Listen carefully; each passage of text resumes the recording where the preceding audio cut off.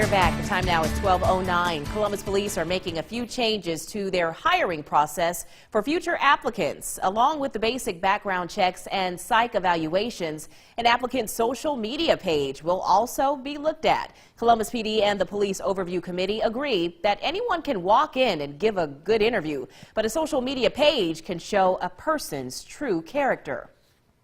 Moving on, if a chicken farm crosses the road and moves into Monroe County, some residents there say they won't be too happy. At a town hall meeting yesterday, a packed house and plenty of people stepping up to the podium to speak.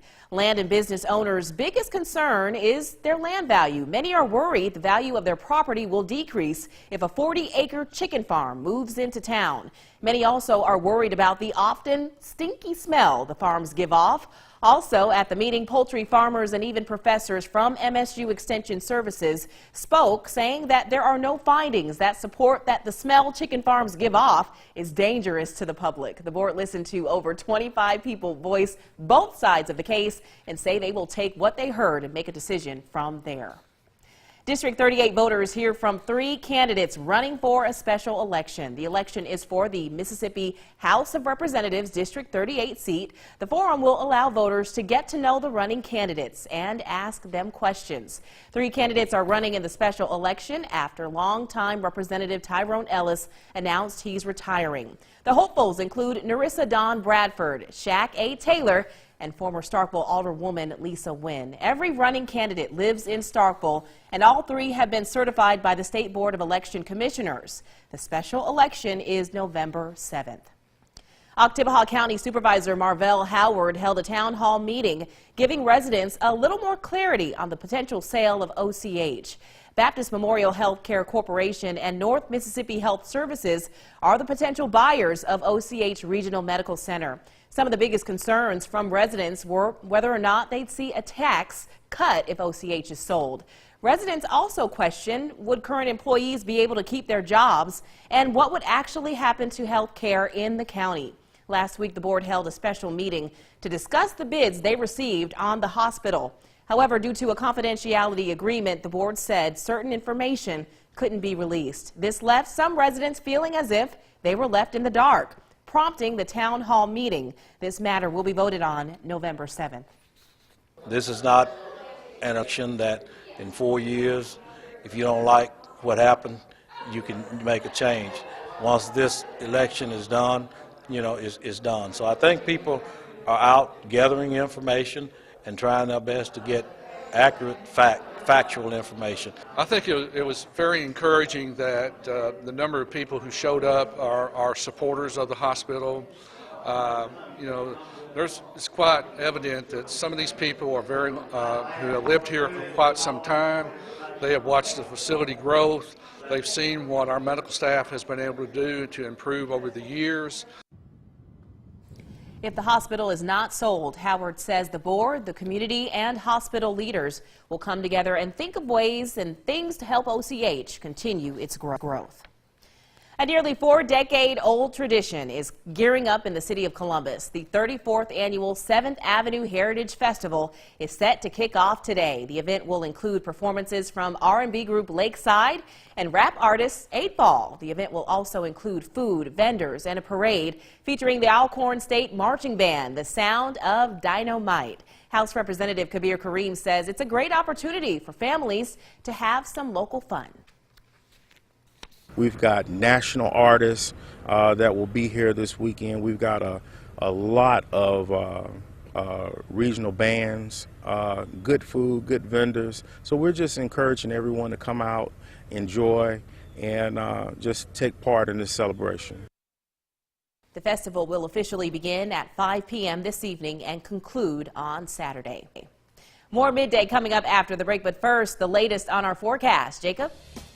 I wanted to share an event we have going on Saturday at Mossy Oak in West Point from 10 a.m. to 2 p.m. Join us for our severe weather awareness event. Bring your weather radios. You get them programmed to learn a little bit more about severe weather. We'll have that. We'll be at that event, but coming up after the break, we will have a look at Tropical Storm Nate and more.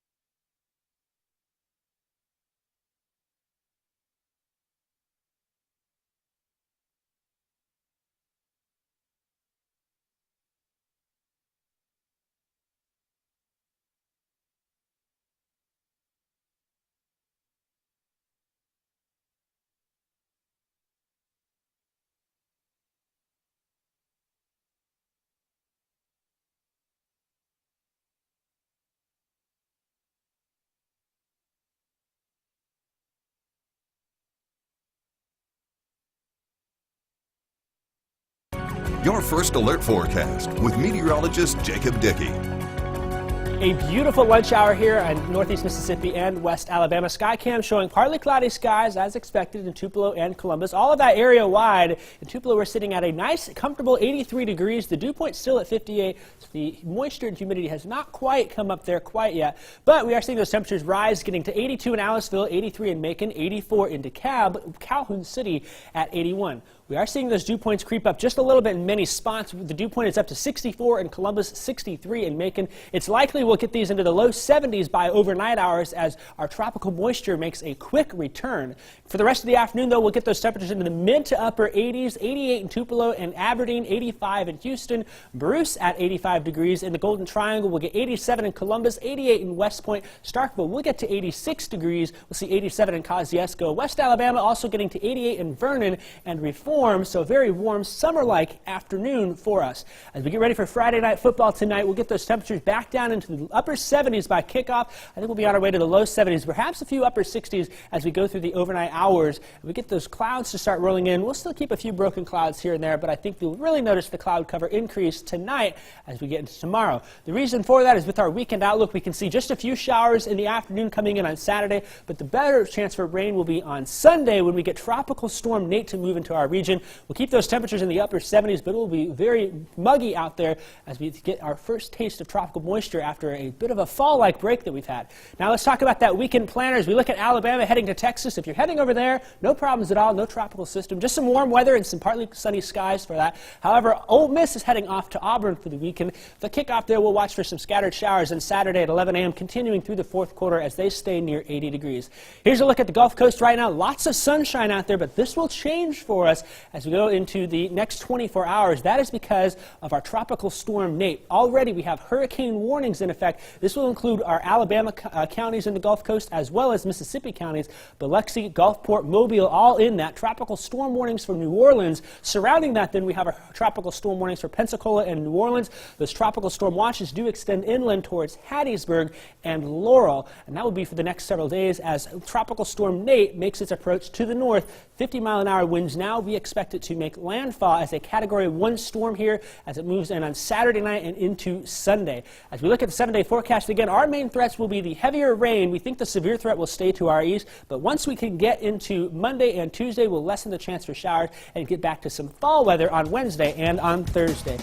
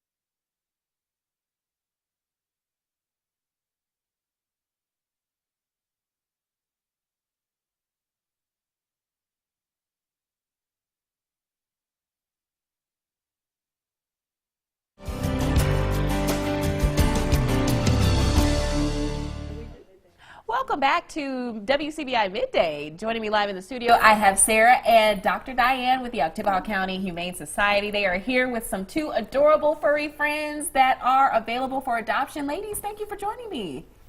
Glad that you have us here. Thank you. Yes, wonderful. So tell me, who do we have here? This little kitten is so adorable, so friendly and warm, and it's just letting you pet him or her throughout the show. This is Lucky. He's Lucky. about a 9-week-old. He's a little male kitten. And he does have one other sibling that looks almost identical to him, available right now for adoption. I don't know if you can tell, but I think he's going to be a medium-haired kitty. He's not quite long, but he's not quite short either. Okay. So. Yeah, and he loves to play by himself, too. Okay, low maintenance. Maybe low maintenance. Okay, well, moving on. Let's move to this little guy over here who's enjoying this toy that you've got, Dr. Diane. Who is this one? Secret, it's a cat toy. It's a cat toy. OMG. Robert came in about 5-week-old.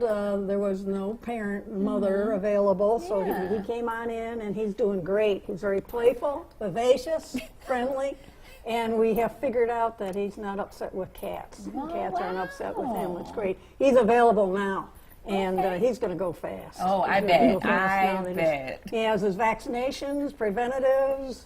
He is neutered, will be microchipped upon adoption. Oh, nice. And as you can see, he's lively, vivacious is what she said. He sure is. Oh, my goodness. And ladies, are there any upcoming events you would like to mention to our viewers, or any needs you may have? We just recently had our rabies clinic, and so wonderful. It went very well. We just want to thank all the doctors that did participate with it. Yeah, and that is important. You got to get those animals protected against that. But anything else you want to add, or have we covered everything? Well, we always need kitty litter. Kitty litter, okay. And we always do need newspapers for the kennels. Okay, so kitty litter and newspapers if you want to stop by and bring those items. And for more information on these two adorable pets, just come on down to the Oktibbeha County Humane Society and they'll get you started. Ladies, thank you for joining me. Thank you. We enjoy it. Wonderful to have you. We'll be right back with a little more Midday after the break.